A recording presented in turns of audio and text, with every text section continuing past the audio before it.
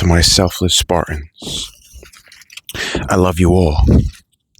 To my good people, please join us.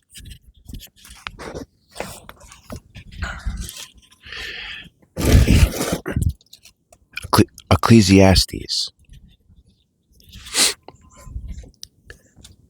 The preacher speaks of vanity. The words of the preacher, the son of David, king in Jerusalem. Vanity of vanities, saith the preacher, vanity of vanities, all is vanity.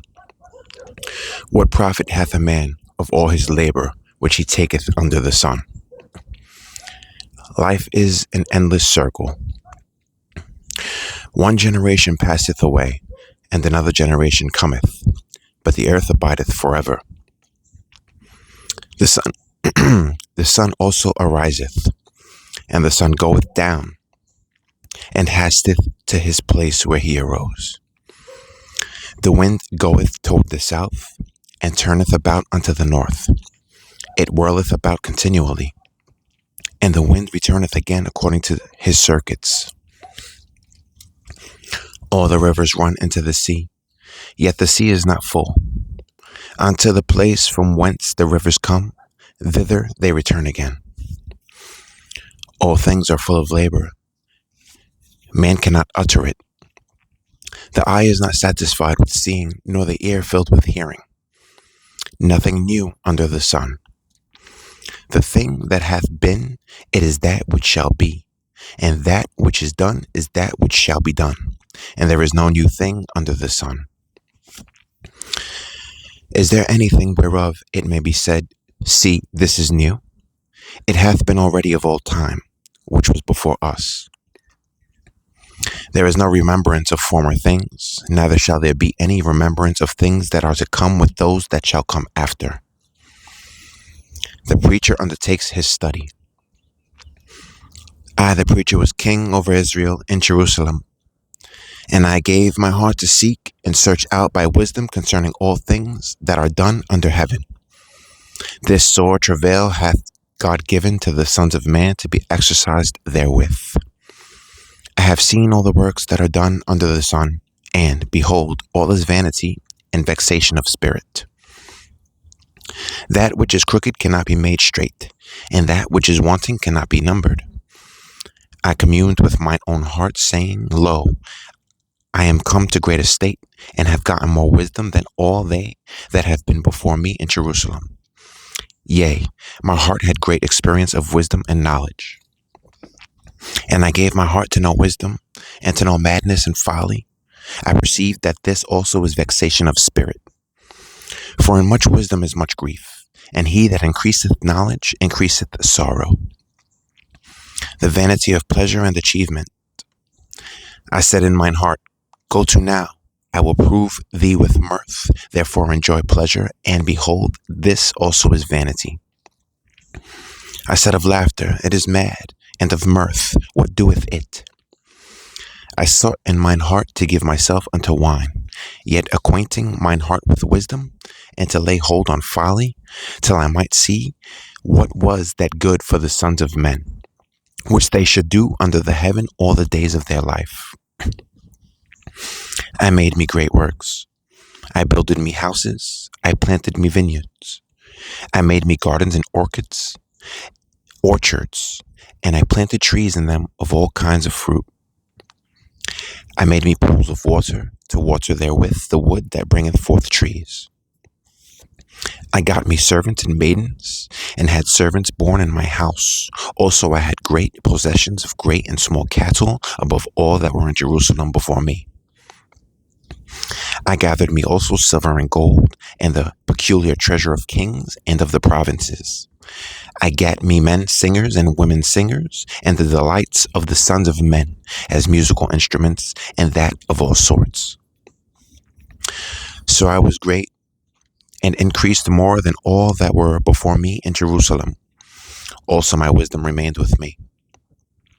And whatsoever mine eyes desired, I kept not from them. I withheld not my heart from any joy, for my heart rejoiced in all my labor. and this was my portion of all my labor. Then I looked on all the works that my hands had wrought, and on the labor that I had labored to do. And behold, all was vanity and vexation of spirit, and there was no profit under the sun. Without God, everything is pointless. And I turned myself to behold wisdom, and madness, and folly. For what can the man do that cometh after the king? Even that which hath been already done.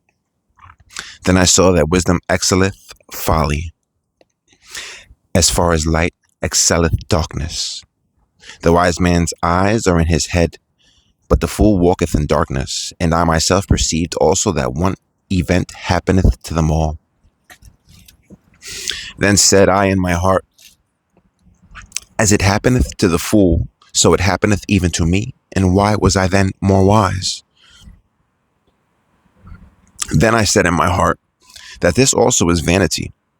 For there is no remembrance of the wise more than of the fool forever, seeing that which now is in the days to come shall all be forgotten. And how dieth the wise man? As the fool. Therefore I hated life, because the work that is wrought under the sun is grievous unto me, for all is vanity and vexation of spirit. Yea, I hated all my labor which I had taken under the sun, because I should leave it unto the man that shall be after me. And who knoweth whether he shall be a wise man or a fool? Yet shall he have rule over all my labor wherein I have labored, and wherein I have shewed myself wise under the sun. This is also vanity. Therefore I went about to cause my heart to despair of all the labor which I took under the sun. For there is a man whose labor is in wisdom, and in knowledge, and in equity. Yet to a man that hath not labored therein, shall he leave it for his portion? This is also vanity and a great evil. For what hath man of all his labor and of the vexation of his heart, wherein he hath labored under the sun? For all his days are sorrows, and his travail grief. Yea, his heart taketh not rest in the night. This is also vanity. There is nothing better for a man than that he should eat and drink, and that he should make his soul enjoy good in his labor. This also I saw, that it was from the hand of God. For who can eat, or who else can hasten hereunto more than I? For God giveth to a man that is good in his sight wisdom, and knowledge, and joy. But to the sinner he giveth travail, to gather and to heap up, that he may give to him that is good before God. This is also vanity and vexation of spirit. Everything in God's own time. To everything there is a season, and a time to every purpose under the heaven. A time to be born, and a time to die.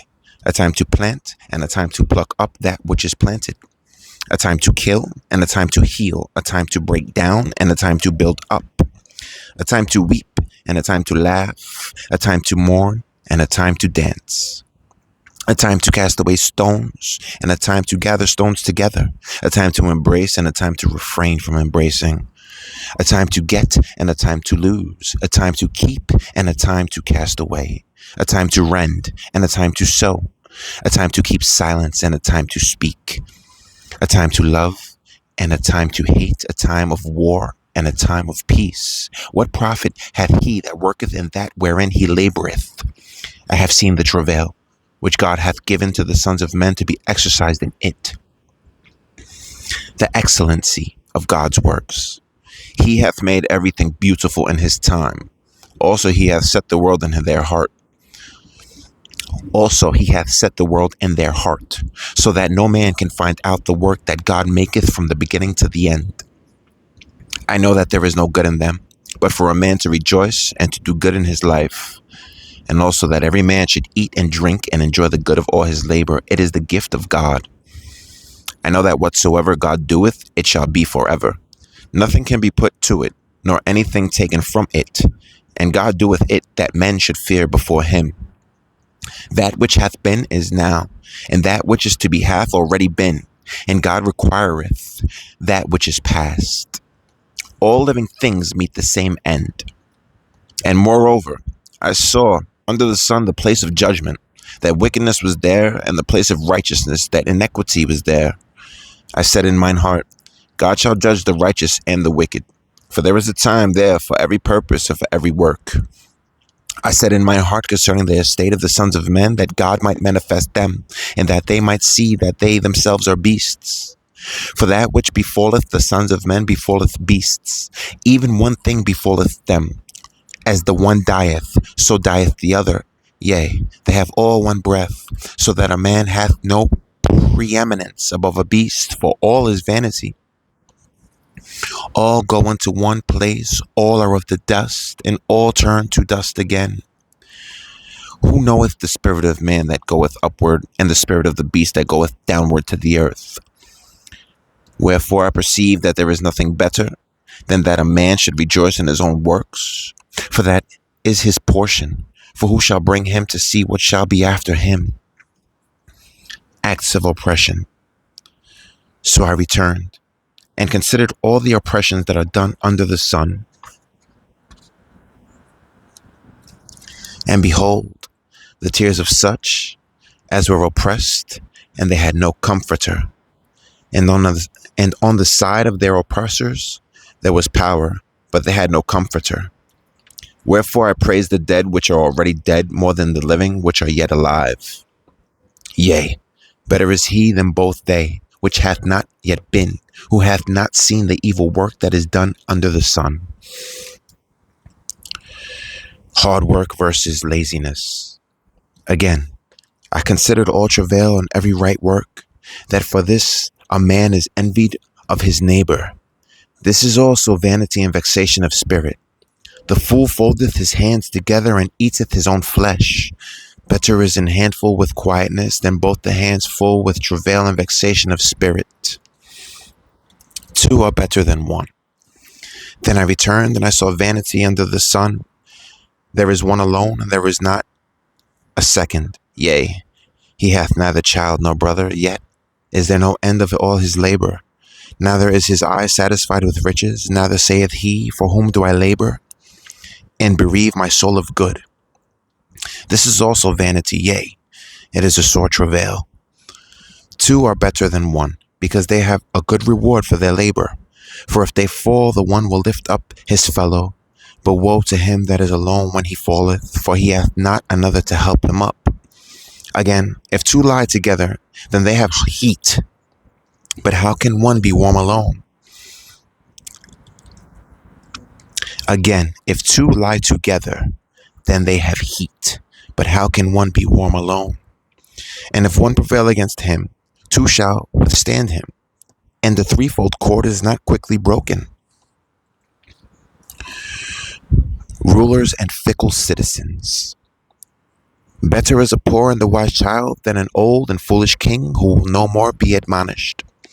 For out of prison he cometh to reign, whereas also he that is born in his kingdom becometh poor.